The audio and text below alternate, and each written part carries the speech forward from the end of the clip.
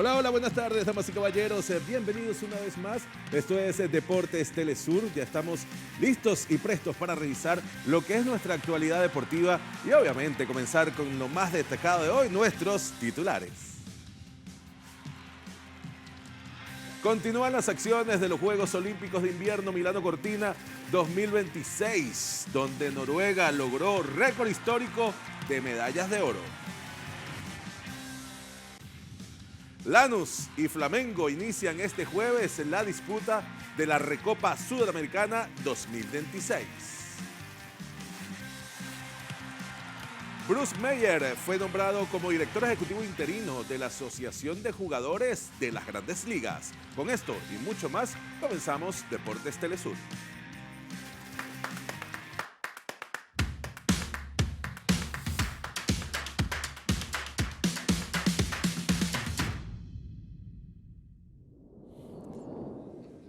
Grato placer saludarles, recordándoles nuestros puntos de contacto en las redes sociales como @deportes_telesur. Comenzamos con Noruega, que igualó este jueves en Milano Cortina 2026 el récord histórico de 16 oros olímpicos de invierno, tras conquistar la combinada nórdica sprint por equipos con Oftebro y Skolund. En el tercero Cross Country Ski Stadium, la dupla noruega integrada por Jens Luras y Oftebro y Andreas Skuglono ganó la combinada nórdica sprint con tiempo de 41 minutos y 18 segundos, superando por escaso margen a las duplas de Finlandia y dejando el bronce para Austria. Con esta victoria, Noruega alcanzó 16 medallas doradas en Milán Cortina 2026, igualando el récord logrado en Beijing 4 años atrás. La potencia escandinava reafirma su dominio en los deportes de invierno y mantiene abierta la posibilidad de superar su marca total de preseas antes de la clausura.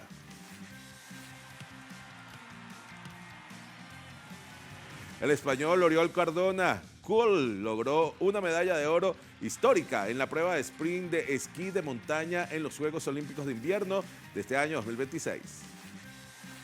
Cardona se convirtió en el primer campeón olímpico español desde 1972 y en el primero de la historia en esta disciplina, que debutó en el programa olímpico en 2026. Habían pasado más de 50 años desde que un español ganó una presea dorada en unos Juegos Olímpicos de Invierno. La carrera se celebró en el Stelvio Ski Centre de Bormio, bajo condiciones de intensa nevada, lo que hizo aún más exigente el recorrido. En su hit inicial, Cardona marcó el mejor tiempo de todos los competidores, demostrando desde el primer momento su superioridad. En la final, cometiendo ningún error en las transiciones, y cruzó la meta con un tiempo de 2 minutos 34 segundos y 3 centésimas. Compartió el podio con el atleta neutral Nikita Filipov, quien se quedó con la medalla de plata, mientras que el tercer lugar fue para el francés Thibaut Anselmet.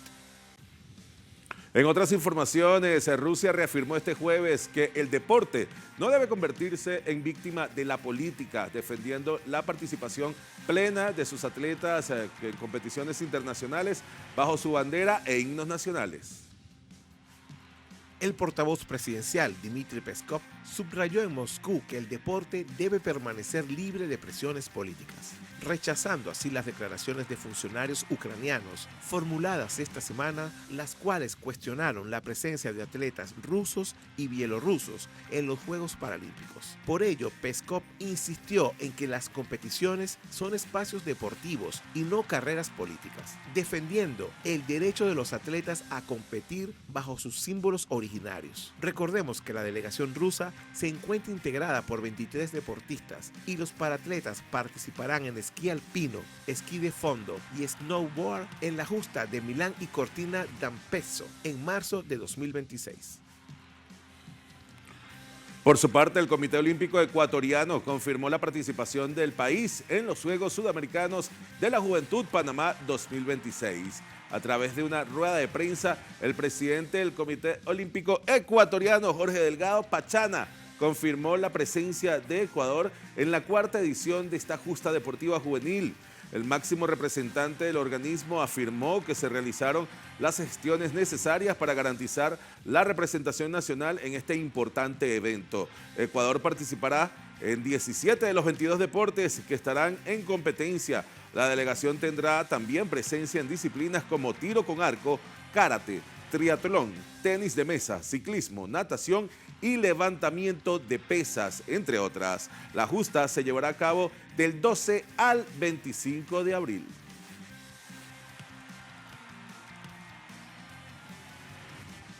También tenemos que México hizo historia al conquistar su primera medalla de oro con el equipo femenino de velocidad en el Campeonato Panamericano de Pista Élite 2026 celebrado en Santiago de Chile. Así que la selección mexicana, conformada por María Vizcaíno, Julie Verdugo y Luz Gaviola, se proclamaron campeonas de la prueba de velocidad por equipos con un tiempo de 47 segundos y 162 centésimas en la primera jornada de la competición.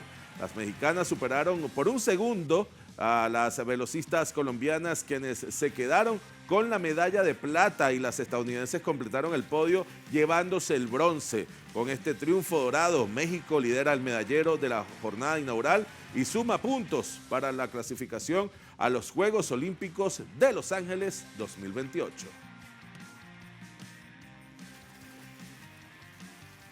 Tenemos que el italiano Jonathan Milán se puso en la cuarta etapa del UAE Tour 2026 y Antonio Tiberi mantuvo el maillot rojo como líder de la clasificación general.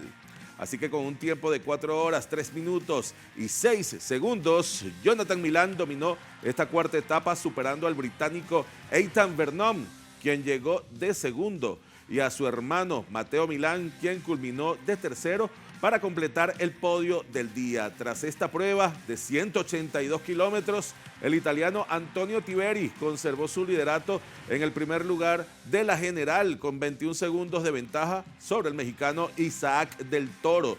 De esta manera, la quinta jornada del UAE Tour continúa este viernes, llevando a los pedalistas sobre un recorrido de 166 kilómetros de terreno plano.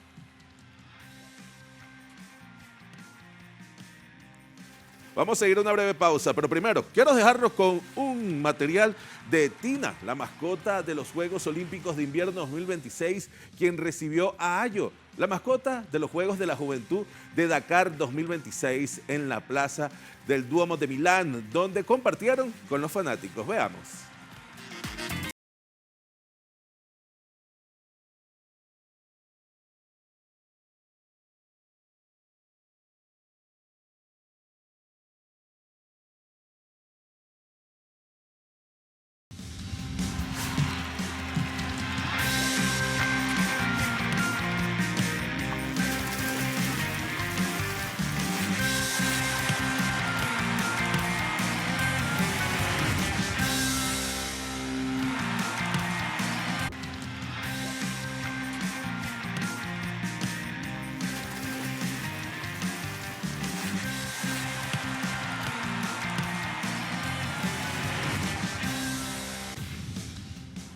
Estamos de regreso acá en Deportes Telesur y tenemos que el Lanús y Flamengo inician este jueves la disputa de la Recopa Sudamericana 2026, enfrentando a los campeones de la Sudamericana y Libertadores en una serie de ida y vuelta. Veamos.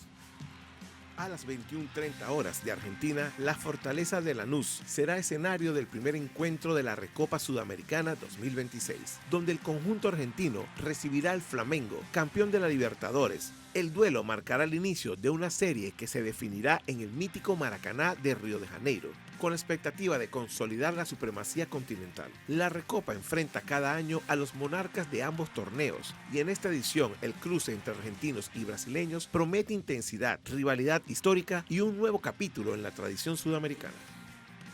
Por su parte, en la Copa Libertadores, Argentinos Juniors se impuso 1-0 ante Barcelona de Guayaquil en la ida de la fase 2 de este torneo. En el Estadio Monumental de Guayaquil, Argentinos Juniors logró un triunfo agónico. Durante los primeros 20 minutos, el bicho dominó la posesión, pero careció de creatividad para romper el bloque defensivo de un Barcelona que se mantuvo replegado.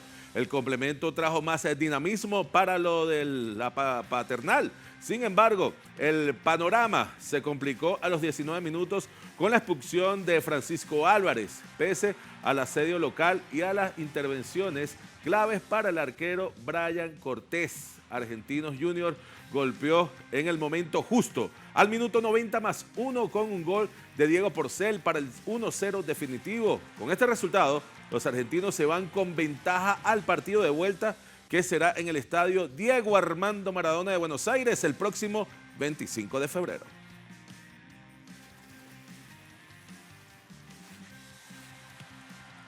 Y continuando con otro duelo de la fase 2 de la Copa Libertadores Nacional, Potosí derrotó por la mínima 1-0 a Botafogo con tanto de Oscar Valdomar al minuto 47.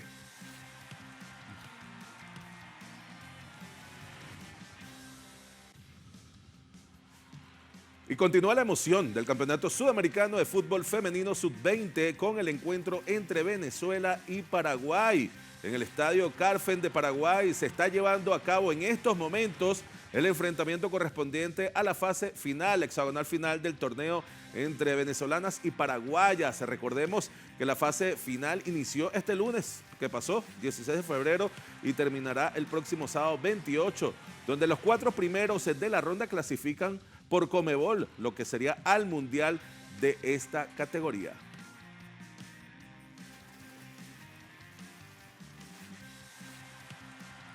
Por su parte, el futbolista brasileño Philippe Coutinho anunció este miércoles que pidió la rescisión de su contrato con el Vasco da Gama de Río de Janeiro por sentirse muy cansado mentalmente. Veamos.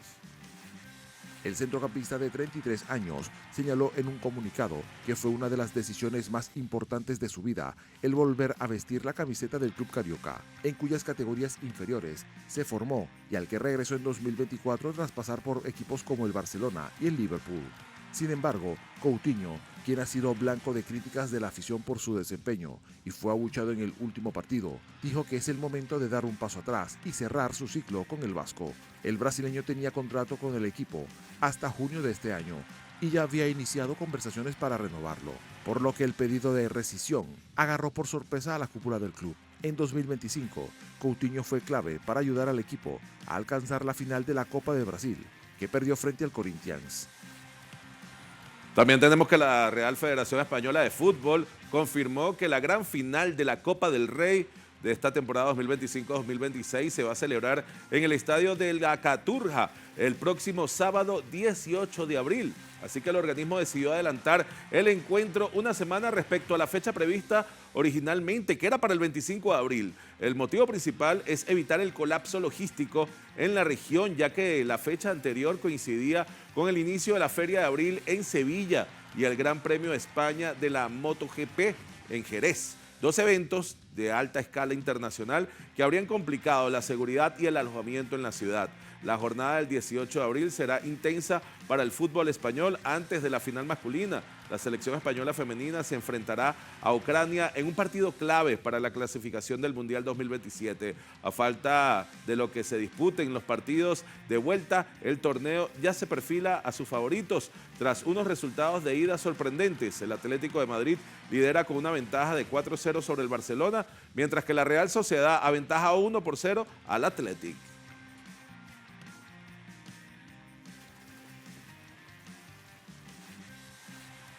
En otras noticias, múltiples organizaciones se unieron para realizar una denuncia ante la Corte Penal Internacional contra Gianni Infantino y Alexander Ceferin, presidentes de la FIFA y UEFA, respectivamente. Distintos grupos en pro de los derechos humanos tomaron la iniciativa de denunciar a los 2 principales directivos del fútbol frente a la Corte Penal Internacional por legitimar la ocupación de Israel en territorio palestino, dándole espacio para que clubes israelíes puedan participar en torneos internacionales con total impunidad. Los denunciantes alegaron que tanto Infantino como Ceferin se han vuelto cómplices de guerra y de lesa humanidad, basándose en el Estatuto de Roma, específicamente en el traslado de la población civil a territorios ocupados, alegando a su vez que ambos presidentes de las federaciones han ignorado completamente los informes compartidos por la ONU. De proceder de manera exitosa, se podría generar un hecho histórico frente a los otros dirigentes de distintas disciplinas. Damas y caballeros, nosotros vamos a cumplir con una breve pausa, pero muy breve. No se muevan y ya venimos con más de la información deportiva en Deportes Telesur.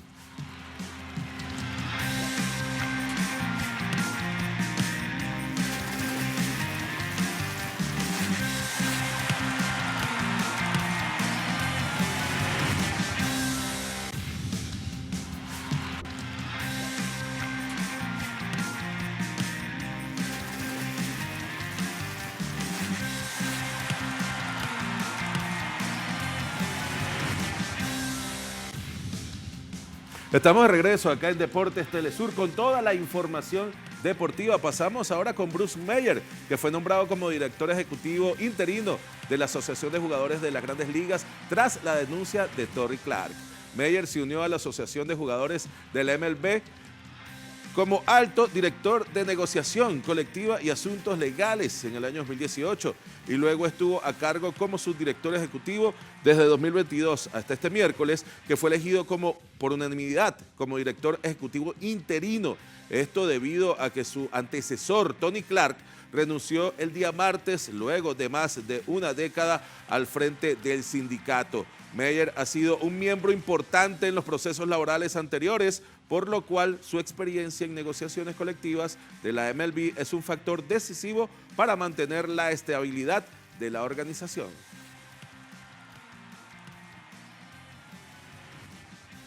En otras noticias, el manager de Los Ángeles Dodgers, Dave Roberts, reveló que el venezolano Brusdar Graterol no se ha recuperado plenamente de su lesión, provocando su ausencia en el día inaugural en las Grandes Ligas. En noviembre de 2024, Graterol tuvo que ser ingresado al quirófano luego de presentar traumatismo en su hombro derecho y que lo obligó a ausentarse la última campaña en su totalidad. Sin embargo, este miércoles se le preguntó al manager de la franquicia angelina si el venezolano regresaría al campo para la temporada 2026, luego de que este solo haya tenido 10 apariciones con el equipo, donde Roberts respondió que su recuperación ha sido bastante tardía, asegurando que no formará parte del roster para el día inaugural en las Grandes Ligas, destacando que la intención del equipo es priorizar su salud antes que nada, confiando que será pieza clave cuando esté preparado. Pasamos ahora a tierra de gigantes, porque en la NBA se ha dado a conocer que Kyrie Irving no disputará el resto de la vigente campaña mientras sigue su proceso de recuperación. A casi un año de la lesión que terminó de complicar el panorama en los Dallas Mavericks, se confirmó este miércoles que su escolta titular, Kyrie Irving, no estará preparado para su regreso en la fecha esperada. Y es que a menos de 30 partidos para que finalice la temporada regular, junto a la posición actual de la franquicia texana, Irving ha decidido tomar el resto de la campaña para reforzar sus terapias y volver a las canchas en octubre, contando con la posibilidad de que los Mavericks refuercen su plantel durante el parón veraniego y marcar un inicio más sólido, siendo la primera vez en la carrera del escolta que no disputará ningún partido de la temporada.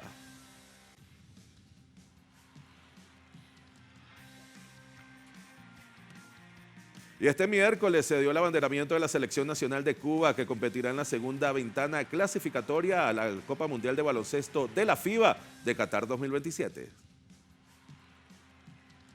En acto solemne celebrado en el Coliseo de la Ciudad Deportiva y encabezado por el presidente del INDER, Osvaldo Vento Montiler, patentó el compromiso de representar a Cuba con dignidad. Dalia Henry, presidenta de la Federación Cubana de Baloncesto, ratificó que en los momentos más difíciles el deporte cubano no ha flaqueado. Por el contrario, se ha erguido ante las dificultades y participado en las convocatorias más exigentes. La selección cubana jugará el próximo 27 ante su similar de Panamá, en el Arena Roberto Durán de la capital panameña, en la misma sede que jugarán contra Uruguay el 2 de marzo. Estas selecciones conforman el Grupo D de América y pelean por 3 boletos a la segunda ronda clasificatoria al Mundial de la disciplina.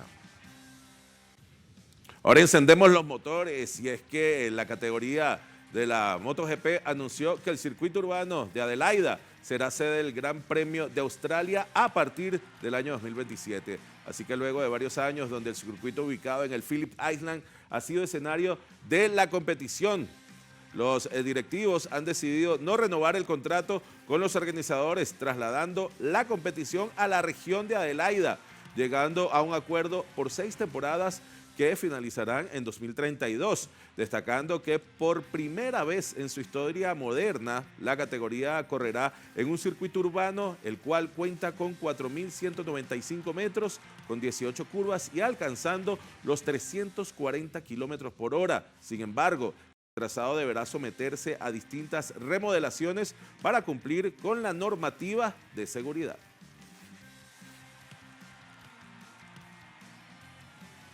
Y damas y caballeros, nosotros llegamos ya al final de este espacio Deportes Telesur, recordándoles nuestros puntos de contacto en la plataforma 2.0 como @deportes-telesur. Así que hasta una próxima oportunidad.